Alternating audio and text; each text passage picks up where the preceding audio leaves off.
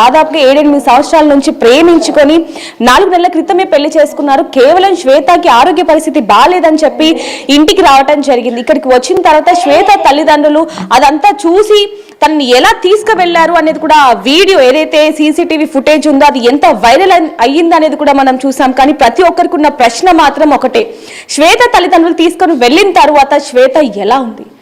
మనకి ప్రవీణ్ కూడా చెప్పడం జరిగింది, నా భార్య నాకు కావాలి, నా భార్యని బ్రతికి ఉంచారా లేకపోతే మన చేశారా, నా భార్య కోసం నేను చావటానికైనా సిద్ధం అంటూ కూడా ప్రవీణ్ ఏ విధంగా మనతో మాట్లాడాడు అనేది కూడా చూసాం. ఇప్పుడు మాత్రం ఇద్దరు కూడా ఒక్కటయ్యారని చెప్పొచ్చు. 2 తెలుగు రాష్ట్రాలు కూడా ఎంతో ఆనందంగా ఉందని చెప్పొచ్చు ఈ విషయంలో. ఎందుకంటే ఆ సీసీటీవీ ఫుటేజ్ లో ఆ తండ్రి ప్రవర్తించిన తీరు ప్రతి ఒక్కరికి కూడా కోపానికి గురి చేస్తుంది. ఒక తండ్రి ఒక తల్లి ఆ విధంగా ప్రవర్తించడం ఎంతవరకు సమన్వయం అంటూ కూడా ఊరు ప్రజలే కాకుండా ఆ వీడియో చూసిన ప్రతి ఒక్కరు కూడా కామెంట్స్ పెట్టారని చెప్పొచ్చు. బిగ్ టీవీ మాత్రం నిన్నటి నుంచి ఇక్కడే ఉండి వీళ్ళకి సపోర్టివ్ గా ఉందని చెప్పొచ్చు. ఆ తల్లి అంటే శ్వేత వాళ్ళ అత్తగారు నిన్న కూడా మనం మాట్లాడడం జరిగింది, నా కోడలు నాకు కావాల్సిందే, ఎంత దూరమైనా వెళ్తాను, ఎంతైనా ధర్నా చేస్తాను అంటూ కూడా చెప్పడం జరిగింది.